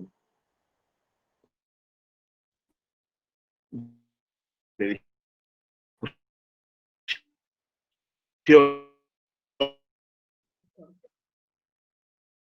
de inquietud, obviamente, para no agotar nada. Creo que lo sumo son estos trazos de lo que hablaba en otro momento. Van quedando restos que vaya a saber quién los sigue. Y en estos días, como me tocó intervenir en varias situaciones así de charlas y demás, creo que fueron quedando videos y un poco a modo de disculpas, si esto se vuelve confuso en algún momento por el apretuje, tiene la ventaja de poder verse con calma y por pedacitos. Y supongo que nos vamos a volver en otro momento a ver, y a lo mejor haya otras dudas o algunas aclaraciones que hayan surgido, podamos compartir. Y les vuelvo a pedir disculpas por la oscuridad de mi discurso. No, es mucho más claro que esto cuando estoy calmado. Y bueno, los libros y cosas que escribo también son un paliativo para no ser tan enquilombado, ¿no? Así que, ¿cómo sostener la dramaturgia de los bordes? Decía así. Los bordes lo menos sostenible. Ahora, para las clases de Rosario voy a, como le decía, escribir este librito, y voy a trabajar sobre esos conceptos, sobre el borde y el paradigma, o la parte central, llenar los casilleros, o ser quienes son los visionarios de estas cosas. Así que vamos a seguir viéndonos seguramente a lo largo del año y principio del que viene. Bueno, dejar un saludo. Lo repetimos ahí en el comentario de Paulina, y vamos a ir cerrando ya que la extensión se ha extendido, digamos, son casi 2 horas. Muchísimas gracias. Ahora vamos con Paulina y hacemos el cierre. Bien. Bueno, maestro José Luis, muchas gracias, porque eso que vos decís de todo lo que has dicho hoy, claro, esto da para un seminario. Un seminario intensivo de 10 días seguidos, pero lo que has compartido es muy rico. Solamente yo quería hacerte un comentario porque, bueno, vengo de la danza, y el comentario, aquí anoté mientras hablabas, por supuesto, esta idea, ¿no? Cuando hablabas del régimen metafórico y del régimen metonímico, que bueno, ya no sé, vas a publicar sobre eso, así que nos vas a aclarar bastante, pero cuando hablabas del cruce de poéticas, ¿no? Y un poco hiciste a la historia de la danza, por eso no es una pregunta, es solo un comentario, que de alguna manera, cuando se produce, digamos, la crisis de la representación en artes visuales primero, pero esta cuestión de procurar los estados puros, de lo que vos estabas hablando, ¿no?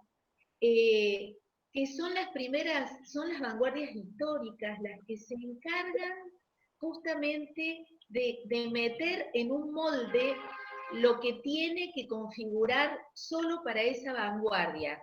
Y me refiero al cubismo, y me refiero al futurismo, y el futurismo en danza también. Y el cubismo en danza, ¿no? Y también el surrealismo, digamos, las pautas que se tienen que seguir para que se generen esos estados puros que no eran tales. Es decir, es cierto eso que vos decís, los estados, se procuran estados puros que en realidad no existen, ¿no? Porque en el arte no existe eso los estados puros. Sí. Sí. No, por eso el esfuerzo que yo vengo haciendo es pensar desde las lógicas compositivas, porque es ahí donde estaría funcionando el pensar del arte escénico, ¿no?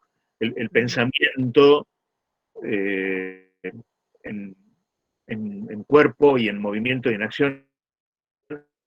Es decir, no es el pensar discursivo, por eso apunta hacia lo asignificante, pero eso no impide que haya una lógica, un criterio articulador, ¿no? Me parece que ya el pensamiento contemporáneo nos da una cantidad de herramientas para pensar estas cosas un poco raras, un poco híbridas, y yo lo que rescato también de las vanguardias históricas es que quedaron construidas las lógicas. Por eso es que Peter Bürger dice las vanguardias de los 60 son en realidad ya un desarrollo bastante mercantilizado de las vanguardias históricas, porque lo que hacen es explotar todos esos hallazgos que ya se revisten con otros aspectos de la historia, van tomando otros recubrimientos, pero las semillas básicas están sembradas ahí, ¿no? En esto de la idea del idiota, la desaparición del trabajo sobre el objeto, es eso. Bueno, pero obviamente sí, necesitamos mucho tiempo de... Sí, la seguimos después. Dale. Bueno, gracias, Paulina. Gracias, maestro, gracias. Muchas gracias.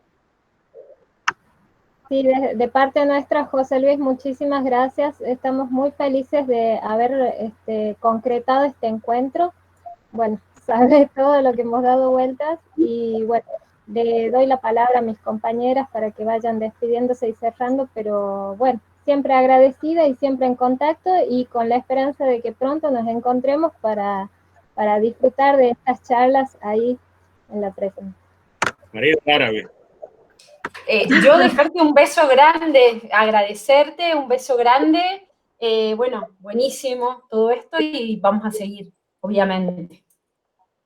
Espero que sí. José Luis, Siempre. por mi parte, que me toca de alguna manera agradecer en nombre de la institución, de la carrera, primero agradecerle a las profes por la iniciativa y este motorcito, y agradecerte a vos por tu generosidad enorme de compartir con nosotros estos momentos, y lo más interesante siempre de escucharte, esa humanidad en la forma, esa humanidad tan preciosa que nos hace querer devorar, como decías vos hace un rato, querer seguir conociendo, devorar, agarrar, atrapar, no sé cómo expresarlo, y sobre todo esa sensación de ir y venir como un ping-pong, como una pelotita que va de un lado al otro y va recorriendo un montón de espacios dentro de un mismo lugar. Así que muchísimas gracias por tu generosidad, es maravilloso escucharte cada vez que te podemos escuchar y es un placer que haya sucedido esto dentro del marco de celebración de los 10 años de la carrera, siendo que vos nos acompañaste también como docente, hemos tenido el placer de tenerte como docente, así que bueno, agradecerte enormemente, gracias por el momento y por esta cita, por esta charla, por poder compartir esa cuestión de pararse desde un lugar absolutamente humilde y generoso y compartir, que creo que es lo que siempre te caracteriza. Gracias. Bueno, gracias a ustedes de corazón. De corazón, estoy desesperado por ir a todos esos lugares de donde vinieron. Claro. Escuchar. Muchísimas gracias. Les comento que este conversatorio va a quedar dentro de los conversatorios grabados durante esta época, va a quedar grabado en la página de YouTube de la carrera, así que van a poder acceder, quienes no lo hayan visto, pronto vamos a poder compartir. Muchísimas gracias a quienes nos acompañaron y esperamos que nos podamos encontrar en otra ocasión también. Adiós. Saludos, Adiós. gente. Nos Gracias por vemos. estar. Hasta luego. Chao, Natalia. Gracias a José todos. Luis. Chao, chao. Chao, chao. Chao.